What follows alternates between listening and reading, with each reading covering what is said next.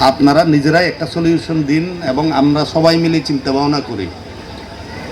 আর কি আছে, আমি শুধু এটাই ধন্যবাদ জানাবো যে অন্তত এই অনুষ্ঠানটা আপনারা করতেছেন, এখনও আমাদেরকে সজাগ করে দিচ্ছেন যে গাছ লাগাতে হবে। গাছ লাগানো তো খুব জরুরি, আমি মনে প্রাণে বিশ্বাস করি আমাদের গাছ লাগানো দরকার। বাট কিছু জিনিস ঠিক করে দেন। আমি আপনাদের বন বিভাগের কর্মকর্তাদের কাছ থেকে শুনেছিলাম, যদি ইয়ে করে থাকি, যে ফলজ বনজ এবং সব কিছু কিন্তু থাকা দরকার। নাকি এসপি সাহেব বললেন যে প্লেনল্যান্ডে আমাদের আর ঔষধি গাছগুলি আর নাই, ঔষধি গাছ এখানে অনেকে আছে এবং থাকা দরকার। তবে এটাও দেখি যে ওই যে আমরা একটা ভেজিটেবল বলি, যেটাকে আমরা পাহাড়িরা বলি, তারা হিসেবে বলি না, ভেজিটেবল যেটা বাজারে বিক্রি করে নরম শ্বাসটা আমরা খেয়ে থাকি, যাকে তারা বলা হয়। কি নাম এটা? তারাই বলে। আচ্ছা, এই তারাটা এখন তো কমার্শিয়ালি কোথাও কোথাও চাষ হচ্ছে, আমি দেখেছি।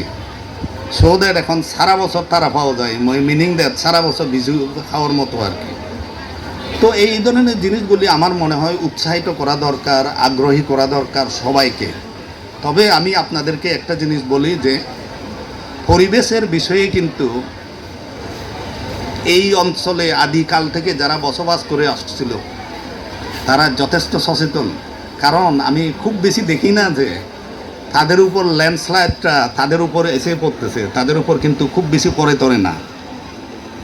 ল্যান্ডস্লাইডটা কিন্তু তাদের বাড়িঘরে হয় না, এটা একটু খেয়াল করবেন। ল্যান্ডস্লাইড এই প্রকৃতিকে যারা চেনে না তাদের উপর ল্যান্ডস্লাইড হয়, অথবা যারা চেনে না তারা প্রকৃতির বিরূপ প্রতিক্রিয়ার সম্মুখীন হয়। উদাহরণ একটা দিই, কিছুদিন আগে আমাদের 2-3টা ছেলে বান্দরবন গিয়ে মারা গেল। কেন মারা গেল? তারা কিন্তু একটা নদীকে পার হতে গিয়েই 2-3টা ছেলে মারা গেছে গত মাসখানেক আগে। আমি তখন বলেছিলাম, এক সাংবাদিক আমাকে জিজ্ঞেস করতেছিলেন, তখন আমি বলেছিলাম দেখুন এটা পাহাড়ি হলে মারা যেত না, ওই পাহাড়িটা